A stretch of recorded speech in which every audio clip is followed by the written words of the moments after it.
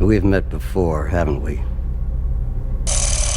Viajes espaciales insólitos, planetas extraños, teorías conspirativas, deformaciones peculiares, traumas recubiertos por inventivas, un poco de eso y mucho más vamos a ver hoy. Este es el cine extraño, aquel que no responde a fórmulas ni a expectativas claras. En esta oportunidad vamos a recorrer 35 películas extrañas, algunas rozan el terror, otras vienen de géneros muy distintos, pero todas comparten una cualidad difícil de explicar.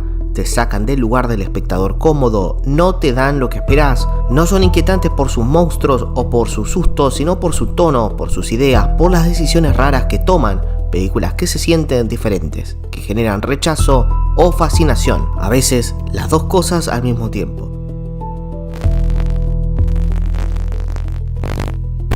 Una de esas adaptaciones que parte de un material literario que es, para quien no lo leyó, directamente inadaptable, y ante esa imposibilidad de adaptar lo inadaptable, David Cronenberg hizo de Naked Lunch algo que está destinado directamente a experimentarse. David Cronenberg toma el punto de partida de William Burroughs y lo transforma en un descenso febril a la mente de un escritor roto. Tras un accidente devastador, William Lee cae en la adicción a una sustancia tan cotidiana como venenosa y desde ahí la realidad empieza a resquebrajarse. Las palabras ya no salen del papel, respiran, se deforman, hablan. Su vida se desliza hacia Interzone, un lugar imposible donde los insectos escriben a máquina, las armas tienen órganos y el espionaje literario es tan peligroso como una bala. Nada es estable, nada es confiable, cada escena parece surgida de un sueño lúcido que se pudre mientras lo estás mirando. Cronenberg construye un universo kafkiano, viscoso, con muchísimo body horror donde la creación artística está ligada al dolor, la culpa y la carne. Es la primera vez que la traigo al canal. Una película indomable, la obra maestra Stalker de Tarkovsky, convierte una premisa de ciencia ficción en una experiencia casi espiritual. La zona no es un lugar, es un estado mental, un territorio prohibido nacido tras un suceso inexplicable donde las leyes de la realidad parecen haber sido reescritas por algo que no se ve, pero se siente. El Stalker guía a dos hombres, el escritor y el profesor, hacia el corazón de ese espacio contaminado y sagrado al mismo tiempo. Avanzan entre ruinas, agua estancada y silencio absoluto, como si el mundo hubiera quedado suspendido en el tiempo. En su centro se dice que existe una habitación capaz de conceder los deseos más profundos. Una de esas películas que, amada u odiada, hay que ver al menos una vez en la vida. Continuamos la seguidilla de maestros, ahora con el surcoreano Park Chan-wook o Chan-wook Park. I'm a Cyborg But That's Okay del 2006. Es una rareza luminosa dentro de la filmografía de Park Chan-wook, una película que parece frágil y excéntrica, pero que esconde una sensibilidad muy precisa. Todo sucede dentro de un hospital psiquiátrico, un espacio donde la lógica cotidiana deja de tener valor. Allí está una joven convencida de ser un cyborg. No come, no duerme como los demás y cree que su energía proviene únicamente de pilas y baterías. El mundo para ella funciona bajo otras reglas. En ese lugar suspendido aparece un chico silencioso que cree poder robar habilidades ajenas, que se esconde detrás de una máscara para sobrevivir. Entre ambos se construye un vínculo extraño, delicado, hecho de miradas, gestos mínimos y fantasías compartidas. Park Chan-wook filma la locura sin cinismo, con una ternura poco habitual y el esteticismo tan marca de la casa de este autor. Con solo 23 años, Harmony Korine rodó su ópera prima Gumo en 1997 y como todos los trabajos posteriores de este director, ya marca que su cine, su estilo, no sería para nada convencional. Gumo ocurre en un pueblo de Ohio, golpeado años atrás por un tornado que no solo destruyó casas, sino cualquier idea de futuro. Entre calles rotas y casas a medio caer, un grupo de chicos pasa los días entre el aburrimiento, la violencia mínima y rituales tan absurdos como perturbadores. Matan gatos por dinero, roban en tiendas, inhalan pegamento y deambulan sin rumbo como si el tiempo se hubiera detenido para ellos. La película se mueve entre fragmentos de vida, una madre obsesionada con que su hijo aprenda claqué para honrar a un padre muerto, una chica que recorre el pueblo buscando a su gato perdido, un joven que camina por las calles con orejas rosas de conejo. No hay un centro claro porque el centro es el propio paisaje humano. Es el turno de lo que fue otra ópera prima, en este caso la de Darren Aronofsky, quien mucho antes de La ballena o El cisne negro filmó Pi, Fe en el caos, de 1998. Rodada en blanco y negro, Pi se mueve dentro de la cabeza de Max, un matemático brillante y solitario, obsesionado con encontrar patrones donde los demás solo ven ruido. Vive encerrado en un departamento oscuro rodeado de computadoras, fórmulas y números que se repiten como una letanía. Max está convencido de que el caos es una ilusión y de que existe un sistema oculto capaz de explicar incluso el comportamiento impredecible del mercado bursátil. A medida que se acerca a ese descubrimiento, su cuerpo empieza a pasar factura, las jaquecas se vuelven cada vez más intensas, la percepción se fragmenta y la frontera entre la lógica y la paranoia comienza a desdibujarse. Al mismo tiempo, dos fuerzas muy distintas fijan su atención en él: una firma agresiva de Wall Street que quiere explotar sus cálculos y un grupo religioso convencido de que esos mismos números esconden una clave divina. Max queda atrapado entre el conocimiento absoluto y su propio deterioro mental, en una carrera donde entender demasiado puede ser tan peligroso como no entender nada.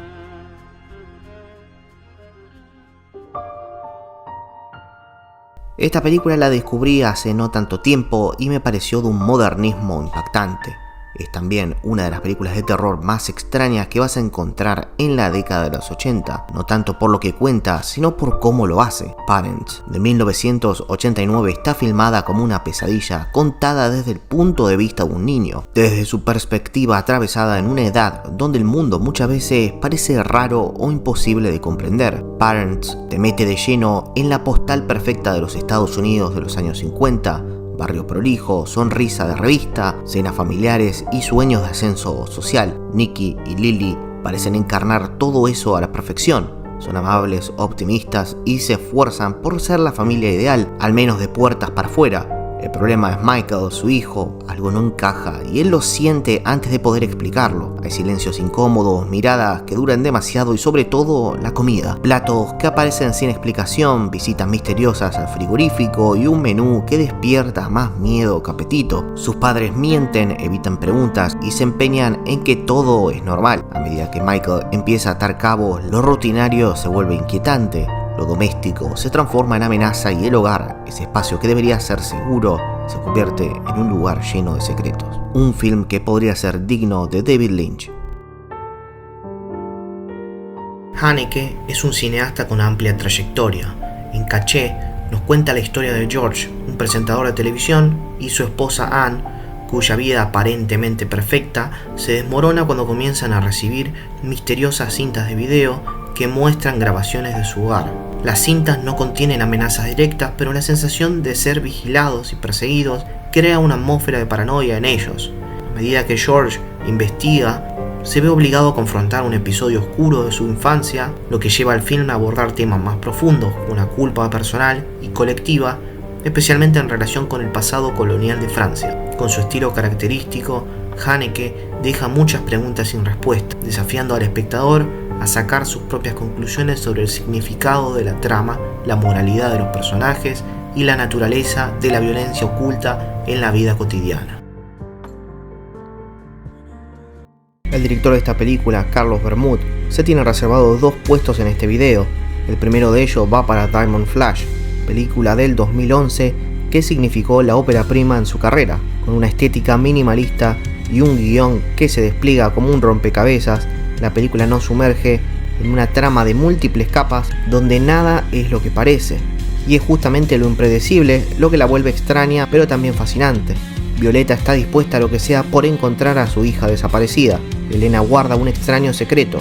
Lola quiere saldar cuentas con su pasado. Juana necesita que alguien la quiera sin condiciones ni preguntas.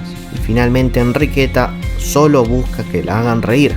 Estas 5 mujeres tienen algo en común. Todas están relacionadas con Diamond Flash, un misterioso personaje que cambiará sus vidas para siempre. Cualquier otra sinopsis sobre este film sería imposible. Bermud construye su universo con diálogos inquietantes y una dirección contenida, dejando espacio para que el espectador llene los vacíos de una historia cargada de simbolismo y emociones ocultas.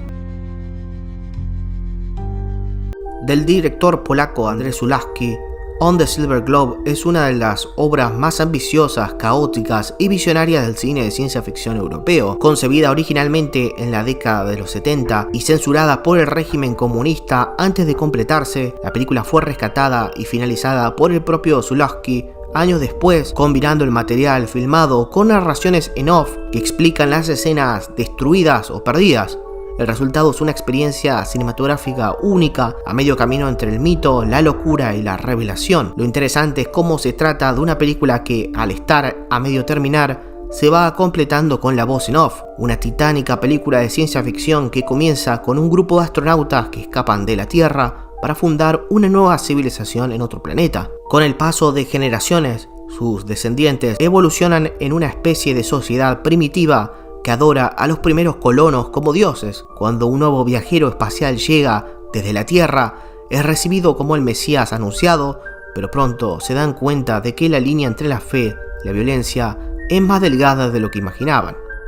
Vita es una joven tímida, introvertida y profundamente marcada por una educación represiva. Su vida cotidiana transcurre sin sobresaltos hasta que es elegida como modelo para una pintura religiosa. Una Virgen María encargada por un pintor prestigioso y excéntrico llamado Albert, que en principio parece un trabajo artístico, se convierte desde el primer encuentro en una experiencia extraña. El estudio de Albert es un espacio aislado del mundo exterior, cargado de símbolos y una atmósfera extraña.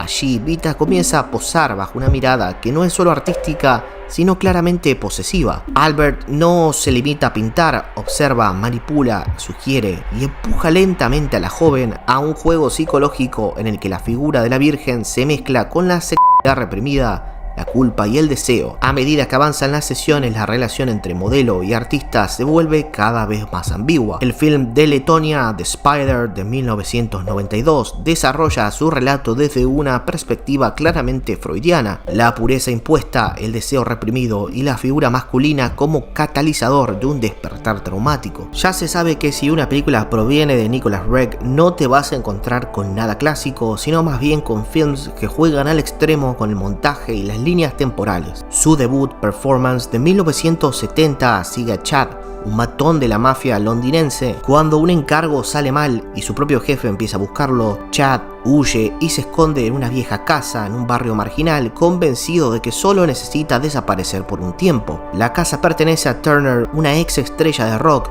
interpretada por Mick Jagger, que vive aislado del mundo junto a dos mujeres, entregado a la música, las sustancias y una identidad en constante mutación. El encuentro entre ambos es tenso desde el inicio, dos hombres opuestos, uno constituido por la disciplina y el otro por el caos, pero el encierro forzado los empuja a observarse, a contaminarse y a confundirse. Vamos con una propuesta española titulada La Parra, una rareza muy interesante que desconcierta desde los primeros minutos. La película arranca en un set de televisión. Un hombre llamado Damián participa en un concurso en el que se premia la literalidad. Lleva su nombre bordado en la camisa, sin embargo apenas el programa entra en pausa publicitaria, el relato toma otra dirección. A partir de ese corte, el film comienza. Un hombre de mediana edad recibe la noticia de que su padre ha muerto. Vive con lo justo en una gran ciudad. Tiene que regresar a Ferrol, su lugar de origen. No ha vuelto en más de 2 décadas. El reencuentro con ese espacio no tiene nada de nostálgico. Lo que encuentra es una ciudad en ruinas, no solo edificios abandonados, sino un territorio que parece haber sido tragado por el tiempo, aislado, irreconocible y lleno de gente decadente. El relato nunca se acomoda. Lo que empieza como una especie de sátira absurda sobre los medios da paso a una narración dislocada, sin un eje claro, donde las escenas se encadenan sin buscar una progresión tradicional. La identidad del protagonista se diluye, las líneas entre ficción y representación no se delimitan y el propio Ferrol aparece filmado como si fuera otro personaje, una pieza surrealista, metafórica, que hasta se tiene guardado momentos lynchianos con extensas escenas musicales interpretadas por los más variopintos personajes de este pueblo. Fábula cruel sobre el duelo, la culpa y la imposibilidad de escapar del dolor. La sueca Cocody Kokoda del 2019 sigue a Ellen y Tobias, una pareja devastada por la muerte de su hija. En un intento por reconectarse, viajan a un bosque para acampar, pero lo que debería ser un momento de paz se convierte en un bucle insoportable de sufrimiento. Cada noche, 3 figuras grotescas, un maestro de ceremonias, una mujer siniestra y un forzudo silencioso aparecen para atormentarlos. Cuando parece que todo termina, la pesadilla vuelve a empezar. Así en loop. El film utiliza la repetición como tortura emocional. No hay redención, ni aprendizaje, ni salida posible. Solo un ciclo de horror simbólico donde cada ataque representa el trauma que la pareja no puede procesar. Visualmente combina el tono de un cuento infantil macabro con una puesta en escena inquietantemente calma, casi teatral. Kokoda funciona como una alegoría del duelo congelado en el tiempo, donde los personajes están conectados a revivir su tragedia hasta que acepten lo inevitable. En este caso es el turno de una producción sueca dirigida por Ali Abbasi y basada en un cuento corto del autor de Déjame entrar. Border sigue a Tina, un agente de aduanas que tiene un aspecto físico poco común y una habilidad particular. Puede oler la culpa, literalmente. Cada vez que alguien transporta algo ilegal o tiene malas intenciones, ella lo detecta como si fuera un perro entrenado, pero humano. Un día se cruza con un hombre que también tiene rasgos físicos similares a los suyos. Encuentro le empieza a revelar cosas que no sabía de sí misma. Tina comienza a investigar su propio origen y descubre que no pertenece del todo al mundo humano. Lo que sigue no es una historia policial ni un drama romántico, sino algo que se instala en una zona difícil de clasificar. Border no parece ciencia ficción, tampoco fantasía, pero tiene elementos de ambas. No es un thriller ni un drama social, aunque también lo roza. El resultado es una película que incomoda porque rompe con lo que normalmente se espera de una narrativa sobre identidad, crimen o relaciones. Una joya de película que merece ser descubierta. Difícil definir, explicar y vender esta película, pero de eso se trata el video básicamente, del cine más extraño posible, y vaya que esta cumple con esa premisa. Kuso es la primera película dirigida por Flying Lotus, músico y productor experimental que también ha trabajado bajo el nombre de Steven Ellison. En este proyecto cinematográfico lleva su estilo extremo y fragmentado al lenguaje visual, construyendo un largometraje compuesto por varios segmentos que ocurren después de un gran terremoto en Los Ángeles. Son historias breves conectadas por transmisiones de televisión de baja calidad, pantallas llenas de distorsión, animación digital y efectos prácticos grotescos. Cada segmento presenta personajes que viven entre ruinas, enfermedades, fluidos corporales y comportamientos absurdos. Hay momentos que involucran cultos, intervenciones médicas extrañas, insectos, materia orgánica putrefacta y conductas sexuales fuera de toda norma. Una de las películas más extrañas que vas a ver en tu vida. Eso te lo garantizo. Adaptación de la novela Piercing de Murakami, el film Piercing del 2018 tiene de protagonista Red. A simple vista lleva una vida normal como esposo y padre. Antes de partir de viaje se despide de su mujer y de su hijo. Sin embargo, en su maletín no lleva ropa ni documentos de trabajo, sino un conjunto de armas cuidadosamente elegidas para cometer un asesinato. Su plan es claro: registrarse en un hotel, llamar a una mujer y matarla sin dejar rastro. Todo parece estar bajo control hasta que aparece Jackie, la mujer que responde a la cita. Desde el primer encuentro, Red percibe que algo no encaja. Jackie no es una víctima desprevenida, sino alguien que parece advertir sus intenciones y que juega con la situación de una manera inesperada. Indescifrable película, comedia negra, noir, terror, sadismo y surrealismo. El tercer trabajo de la cineasta francesa Julia Ducournau, estrenado en 2025, si bien está lejos del nivel de Crudo y Titán, deja varias puntas interesantes en su irregular narrativa. Alfa es una chica de 13 años rebelde y frágil que vive con su madre soltera en una ciudad costera del sur de Francia.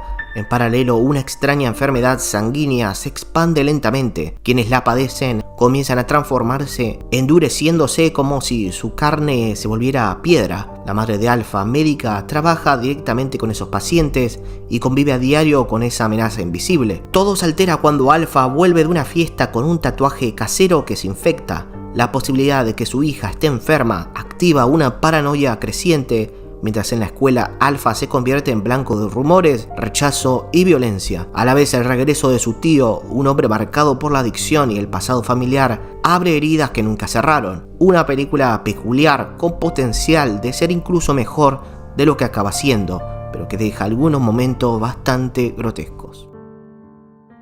Uno de los mayores enigmas de la historia del cine, dirigida por el siempre extravagante y peculiar David Lynch, en quizás su obra más extraña, críptica y experimental. En Inland Empire, Lynch lleva su estilo a un nuevo nivel de experimentación.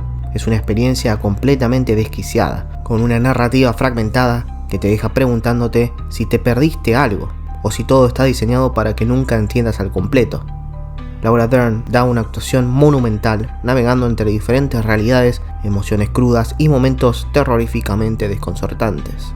El gran desafío de acá es determinar de qué se trata la película, pero lo intentaremos.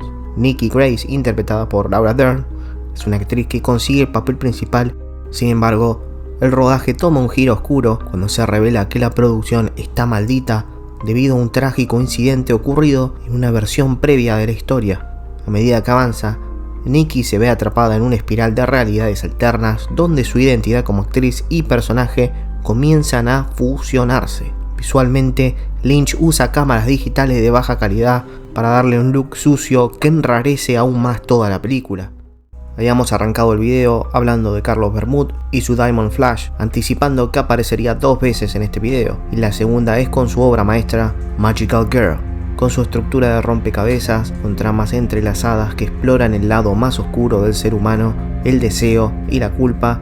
La película equilibra un increíble naturalismo que se funde con surrealismo de manera fascinante. Luis, profesor de literatura en paro, trata de hacer realidad el último deseo de su hija Alicia, una niña de 12 años enferma de cáncer terminal: tener el vestido oficial de la serie japonesa de dibujos animados Magical Girl. El elevado precio del vestido llevará a Luis a intentar encontrar el dinero de forma desesperada cuando conoce a Bárbara, una atractiva joven casada que sufre trastornos mentales, a su vez relacionada con Damián, un profesor retirado con un tormentoso pasado. Los tres quedarán atrapados en una oscura red de chantajes. Si bien no alcanza las cuotas de extrañeza de Diamond Flash, sí que es una película peculiar, rara e incómoda, una obra maestra. Es el turno de Francia con The City of Lost Children de 1995, ambientada en un universo retrofuturista de pesadilla.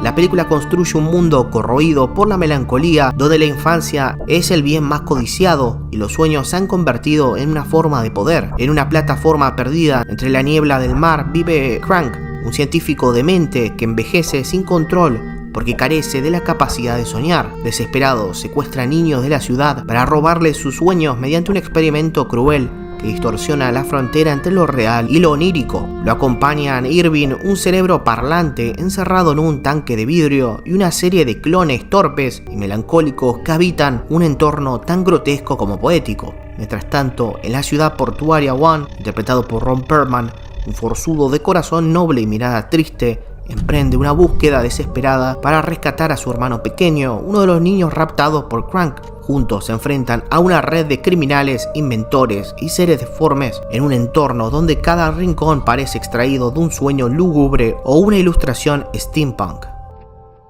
Ambientada en una comunidad aislada y en donde rigen reglas ancestrales, Jack Face presenta un universo cerrado donde la fe, la obediencia y el miedo sostienen el orden social. No hay grandes discursos ni explicaciones tranquilizadoras, las normas se cumplen porque siempre se cumplieron y cuestionarlas implica quedar fuera del grupo o algo peor. La película construye su inquietud desde lo cotidiano. El conflicto nace cuando una de las integrantes queda atrapada entre el mandato colectivo y el instinto de supervivencia, y a partir de ahí todo se vuelve progresivamente asfixiante. Esta joven embarazada que lleva en su vientre al hijo de su propio hermano intenta escapar de esta comunidad que le exige sacrificarse, lanzándose a un pozo para alimentar a una criatura que lo habita. La francesa Reality del 2014 es una pesadilla absurda que se despliega como un juego de cajas chinas donde nada es del todo real ni del todo mentira. Mientras un padre taxidermista destripa un jabalí recién cazado, su hija encuentra algo imposible: una vieja cinta VHS escondida en el vientre del animal. Ese objeto inexplicable se convierte en el centro de una obsesión silenciosa. A partir de ahí, la película se fragmenta en historias que se cruzan, se repiten y se contradicen. Directores frustrados, productores caprichosos, niños que escuchan un misterioso zumbido, sueños que parecen más sólidos que la vigilia. La cinta pasa de mano en mano como una maldición y la pregunta deja de ser ¿qué hay grabado? Para transformarse en ¿qué nivel de realidad estamos mirando? Dirigida por el siempre interesante Jonathan Glazer, Bird del 2004 es una de esas películas que descolocan desde los primeros minutos. Ambientada en una Nueva York gélida y elegante, la historia sigue a Anna, interpretada por Nicole Kidman, quien intenta reconstruir su vida una década después de la muerte de su esposo, Sean. Finalmente ha decidido comprometerse con otro hombre, pero todo se desmorona cuando un niño de apenas 10 años aparece en su vida y asegura ser la reencarnación de su difunto marido. Lo perturbador no es solo la afirmación del niño, sino la manera en la que Anna empieza a creerle, sobre todo por ese convencimiento que transmite el niño, quien, además, parece saber todo sobre su marido y ella con un nivel de detalle alarmante. Poco a poco la película se transforma en un relato inquietante sobre el duelo, la obsesión y los límites del amor. Una película interesante no solo por lo que plantea, sino por esa fusión muy potente entre lo ambiguo y lo macabro. ¿Este chico dice la verdad o es todo producto de una obsesión enfermiza? La prueba de que con muy poco aún así se pueden hacer grandes cosas. It Ends del 2025 es minimalismo absoluto, una carretera, un grupo de amigos y un auto. Nada más. Lo que empieza como un trayecto nocturno trivial se transforma en una situación imposible. Un grupo de amigos descubren que la autopista por la que circulan no tiene salida. No importa cuánto avancen, el camino se repite, se estira y los devuelve siempre al mismo punto, como si el mundo exterior hubiese quedado atrás. Por supuesto, elaboran una gran cantidad de teorías posibles, pero lo cierto es que ninguna los lleva a una solución concreta. Aislados dentro de su auto y rodeados por la inmensa oscuridad proveniente de los bosques, deben decidir si aceptar su destino o intentar escapar. Lejos de quedarse en la superficialidad, It Ends propone un concepto y una reflexión que son sorprendentemente complejos dramáticamente. Es otra de esas películas en las que no quiero adelantar mucho y créanme que no es solo una película sobre el loop temporal o espacial.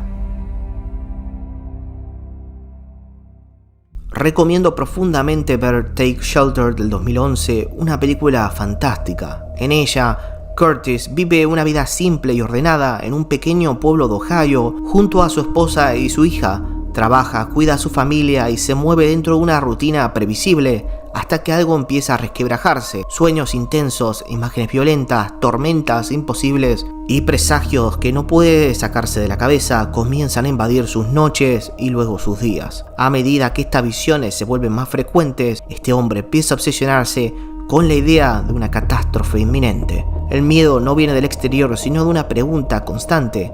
¿Y si todo esto es real? ¿Y si nadie más lo ve todavía? Su necesidad de proteger a su familia lo empuja a tomar decisiones cada vez más extremas, aislándolo del mundo que lo rodea.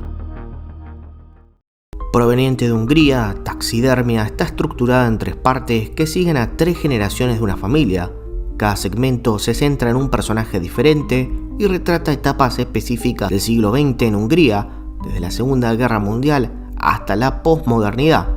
La primera historia sigue a un soldado ruso durante la guerra, marginado por su entorno, que lleva una vida degradante marcada por la represión sexual y la humillación constante. La segunda parte se sitúa en la Hungría comunista en la década de los 60 y 70, con el hijo de ese soldado como protagonista, un campeón de concurso de comida obsesionado con llevar su cuerpo al límite en nombre de la gloria nacional.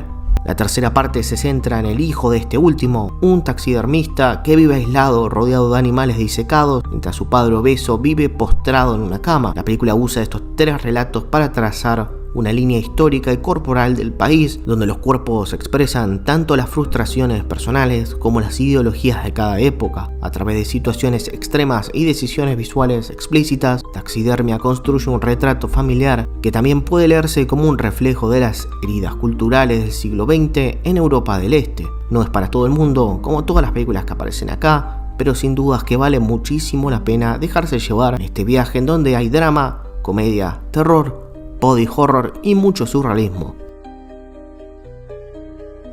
Kim Ramsey no es una directora convencional, para nada, y aquí quizás su mejor película hasta la fecha, o al menos para mi gusto, We Need to Talk About Kevin, una película realmente inquietante y retorcida. La historia se estructura en fragmentos desordenados de la vida de Eva, una mujer que intenta reconstruir lo que pasó con su hijo Kevin. Desde el principio queda claro que algo grave ocurrió y que Kevin está involucrado. El relato alterna entre el presente de Eva, aislada y rechazada por quienes la rodean, y los momentos clave de su pasado: el embarazo no deseado, la relación distante con su hijo desde que era un bebé, la falta de conexión entre ellos y el desarrollo de una personalidad difícil en Kevin. A medida que la película avanza, se revelan los hechos que llevaron al colapso con el que empieza la película. La estructura es fragmentaria y eso obliga a reconstruir la historia desde los detalles. Cada escena está cargada de información que no se subraya, así que hay que prestarle atención.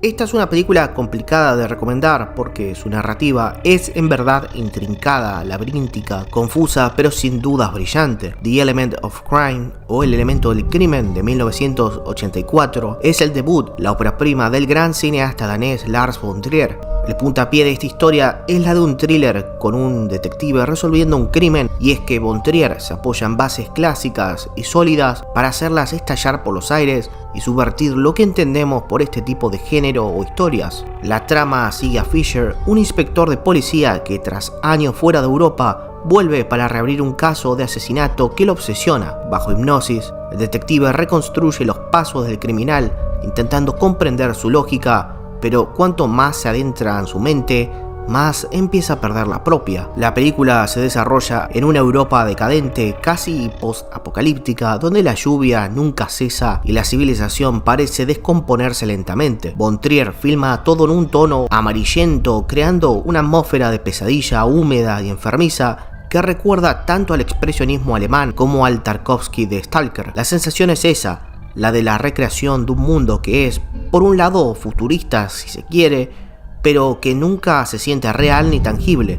Parece más bien un sueño o una pesadilla, como se quiera ver. A través de su narrativa fragmentada y su estética hipnótica, El elemento del crimen explora la obsesión, la culpa y la delgada línea entre el investigador y el asesino. Fisher, en su intento de comprender el mal, termina asimilándolo. Más que una historia policial, es un viaje interior hacia la desintegración moral y mental del protagonista.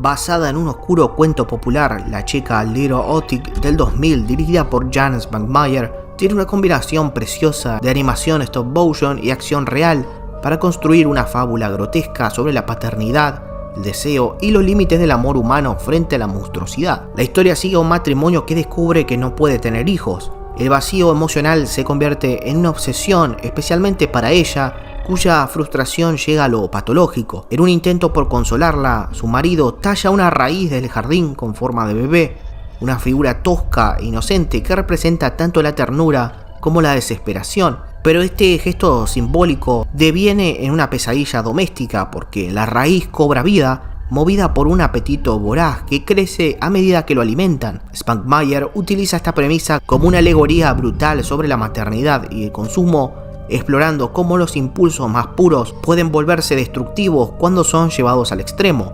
Otik, la criatura de madera, no solo encarna el deseo imposible de tener un hijo, sino también una fuerza primitiva e incontrolable que devora todo a su paso, desde la comida hasta los vecinos. Una obra maestra total. Al quedar entre medio de dos películas premiadas y nominadas como Poor Things y Bugonia, el ambicioso tríptico de Yorgos Lanthimos, Kinds of Kindness, de casi 3 horas de duración, pasó bastante desapercibido, pero en lo personal lo encuentro sumamente interesante. Kinds of Kindness se presenta como una fábula fragmentada, un tríptico de historias que no buscan explicarse del todo, kafkianas y en muchos casos jugando fuerte con el surrealismo. En la primera historia, un hombre intenta recuperar el control de su vida tras romper una relación de dependencia absoluta con su jefe y amante. La libertad aparece como una promesa inquietante. Elegir por cuenta propia puede ser tan aterrador como seguir órdenes. La segunda se desliza hacia la paranoia. Un policía recibe de vuelta a su esposa desaparecida en el mar, pero algo en ella no encaja. Es la misma y al mismo tiempo no lo es. La tercera sigue a una mujer inmersa en una secta convencida de que existe alguien capaz de obrar milagros y destinada a convertirse en un líder espiritual. Lanthimos construye un universo frío, absurdo y cruel, donde la bondad nunca es simple y la sumisión se disfraza de amor de fe o de sentido, con un elencazo encabezado por Jesse Plemons, Emma Stone y William Dafoe, quienes protagonizan las tres historias interpretando diversos papeles. Hay lugar para el cine australiano con esta película, que es una cosa extrañísima, desconcertante. No exagero, ya que tiene momentos graciosos, otros bestiales y otros muy incómodos. Body Melt de 1993 tiene todo para ocupar un lugar en este video. Un pequeño complejo residencial dentro del aparentemente ordenado suburbio de Huntsville será el anclaje espacial de esta película. Sus habitantes llevan una vida rutinaria y sin sobresaltos, ajenos a que forman parte de un experimento encubierto vinculado a una nueva sustancia presentada como un suplemento beneficioso para la salud. A medida que distintos vecinos comienzan a consumirla, los efectos se vuelven imposibles de ocultar. El cuerpo reacciona de formas violentas, órganos que fallan, tejidos que se degradan, cuerpos que revientan en pedazos, deformaciones y transformaciones físicas que avanzan con muchísima rapidez. Lo que parecía un lugar seguro se convierte en un espacio de colapso biológico, donde cada síntoma anuncia una pérdida de control cada vez más extrema. Atentos con esta obra maestra originaria de Checoslovaquia, que muy seguramente no hayas visto recomendada en ningún otro sitio. The Cremator de 1969. El crematorio. El protagonista es Karel, un hombre que trabaja en un crematorio en Praga durante los años previos a la ocupación nazi. Está casado, tiene 2 hijos y vive obsesionado con la pureza, el orden y las enseñanzas budistas sobre la reencarnación. A lo largo del film, este hombre comienza a interpretar su trabajo no solo como un oficio, sino como una función casi sagrada: liberar almas del sufrimiento terrestre. Esa idea va ganando peso en su vida mientras se vincula con antiguos conocidos del partido alemán y se convence de que su entorno necesita ser purificado. Su discurso empieza a incluir conceptos de limpieza moral y destino colectivo. Pronto, esa lógica lo lleva a tomar decisiones cada vez más extremas. La historia no abandona nunca el punto de vista de este hombre y muestra cómo su forma de pensar se alinea sin esfuerzo con el aparato nazi que se va instalando.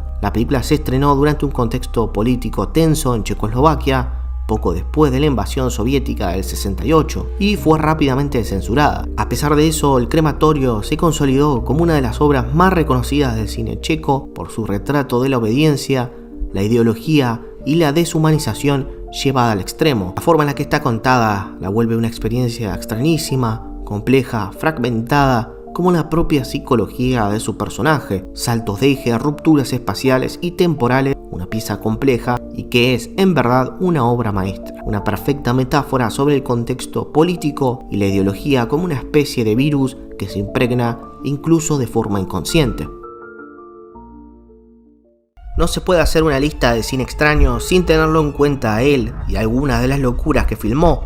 El Topo, del chileno Alejandro Jodorowsky, es algo sin igual. Una de las películas más inclasificables y radicales del cine del siglo XX. Ambientada en un desierto que parece fuera del tiempo, la historia sigue al Topo, un pistolero vestido de negro que viaja junto a su hijo por un paisaje de violencia, fanatismo y redención. En su camino se enfrenta a una banda de degenerados liderados por un coronel que domina con crueldad a una comunidad religiosa. Esta travesía, este viaje que comienza como una búsqueda de venganza, deviene en un encuentro espiritual cargado de simbolismo. El film funciona como una alegoría sobre el sacrificio, la fe y la transformación interior, donde cada duelo, cada imagen parece responder a un rito o una metáfora. Jodorowsky mezcla elementos del western con la mística oriental, el surrealismo y la contracultura psicodélica, creando una experiencia visual absorbente. La película fue proyectada originalmente en funciones de medianoche en Nueva York, donde un tal John Lennon y Yoko Ono se convirtieron en sus primeros grandes defensores, considerándola una obra maestra del cine underground. Una meditación bellísima sobre la violencia, el ego y la búsqueda de trascendencia a través del caos. Kafkiana al máximo, la tercera película que dirigió el director del Cubo, Vincenzo Natali, cuando aún era una promesa en la industria, fue Nothing, o por su traducción, Nada. Comedia existencial, ciencia ficción absurda y parábola filosófica. La historia sigue a Dave y Andrew, 2 amigos inadaptados que viven en una casa al borde de una autopista.